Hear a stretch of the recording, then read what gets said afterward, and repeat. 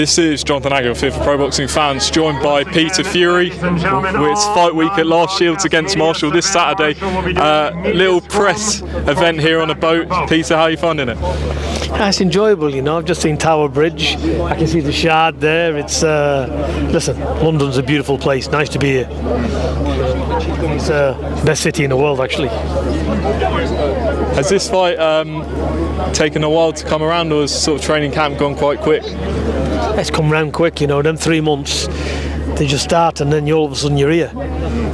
So, nope, it's gone pretty quick, and it's been hard. But she's in a good place, Savannah. She's had a harder camp than what she's ever had in her life, because she needed it. There's been some alterations done, and yeah, hopefully you'll see it all on the night. Just wondered if you could sort of reflect a bit on your journey with Savannah that's taken to you to this point. How have you seen her sort of develop inside and outside the ring? She developed a lot.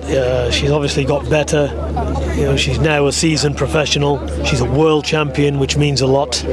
You know, so that's it. You know, we're not somebody coming in just as a challenger. She's already a world champion, and that's what she knows as well.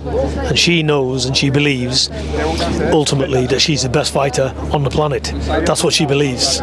So she's got a very stiff challenge in Claressa Shields. It's a 50-50 fight.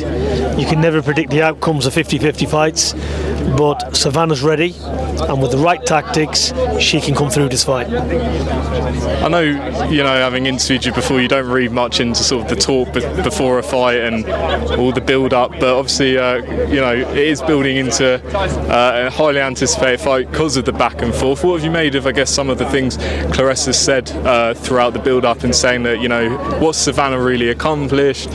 She hasn't really developed since they last fought, etc. What do you make of some of them comments? They're not real, are they? You know, they're bullshit, aren't they? Because she's boxed some of the people Claressa's had. You know, although she's outboxed them, she's gone the full 10 with them, and Savannah's dispatched them, you know, with ease.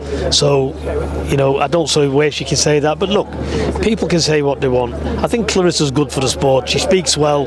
You know, this bravado or whatever, people like to listen to it, but ultimately it is just bravado. I'm sure Claressa's a nice person, and when the fight's over, you know, I don't think there'll be any animosity there. There's none from Savannah. This is strictly business. It's a boxing match. So I just want both of them to be okay at the end of it. And, you know, God willing, we get the victory Saturday night. And what will this do for Savannah's career in terms of, you know, all the belts, but what else do you think it does for her career? I think Savannah, come Saturday night, God willing, we've got a superstar in boxing, in women's boxing. And what a thing it is for women's boxing as well. And I just wanted to talk about Huey. Obviously his fight's been rescheduled for October 29th against Michael Hunter. We've seen, obviously, in the last few fights of Huey, a much more aggressive version. Do you think the styles are going to match up well with Michael Hunter? Yeah, that's another good fight. I'm looking forward to seeing it, and get this one out of the way and on to the next one. And that's the next one. And just wanted to pick your brains on Joshua's loss to Usyk a couple of weeks ago. What was your assessment? I saw your tweets that you put out, but what was your sort of overall assessment of how the fight went? Exactly the same strategy as the first time. Tried a bit harder. He done better, but it was never going to be enough. And scores was ridiculous. I give it Usyk exactly the same way, and it was the same. Now they've had a year to get right. So what was the tactics going into that fight? But you know what we've got to also look at. We're not in the ring with Usyk. Did he have the right tactics? But Usyk took his tactics away. So does that needs looking at? So, you know, I don't know. We can only speculate. But it was the same performance as last time, but he was stronger and fitter. But that was it. See, you know, in the 9th round, he seemed to have him going slightly.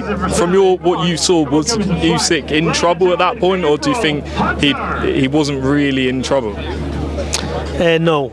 And when Joshua was really pressing in that 9th round, it was making Joshua more uncomfortable than Usyk.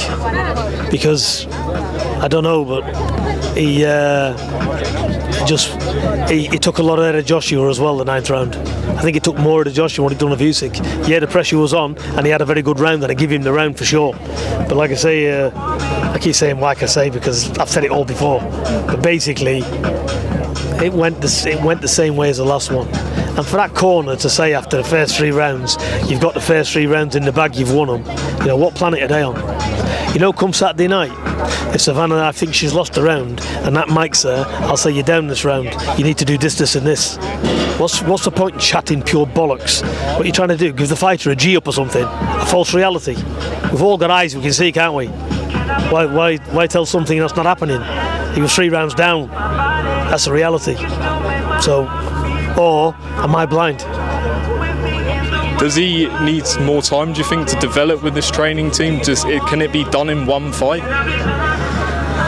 I don't know. Look, it's not for me. I can't really say what they need to do and what they don't need to do. He's not my fighter, is he? So, you know, good luck to him. It takes a good man to get in there. He needs maximum credit because he's fought the best in the world and he's took on these challenges. You know, but this is what you get when you're fighting at this level. You know, it's things go wrong, they don't go to plan, and it's not because of the mistakes you've done, it's how good the other fighter is in front of you. And a lot of people don't give Usyk the credit he deserves. Like I just said a minute ago, maybe he had all the plans in the world, maybe his game plan was totally different, but when he got in there, he couldn't adapt it because just how good Usyk was. And Peter, just let us know who else you're working with apart from Savannah and Huey. I'm working with a few good souls in my gym, and got April Hunter now. I've got Michael Lickaloo, who's having his fight on the 24th of September on John Peck's show in Birmingham. William Howe as well. He's the heavyweight from where you are, Middlesbrough. He's turning over, so we should be expecting him to have a fight soon. He's a good heavyweight, good prospect as well. So, you know, all these young, they're all coming through, and it's it's good. It's nice to steer these young fighters coming through and put them on the right track, because anybody can cherry pick a champion. I'm not interested. I'd rather build somebody up from nowhere and get them there. You know, not somebody who gets gifted an elite fighter already.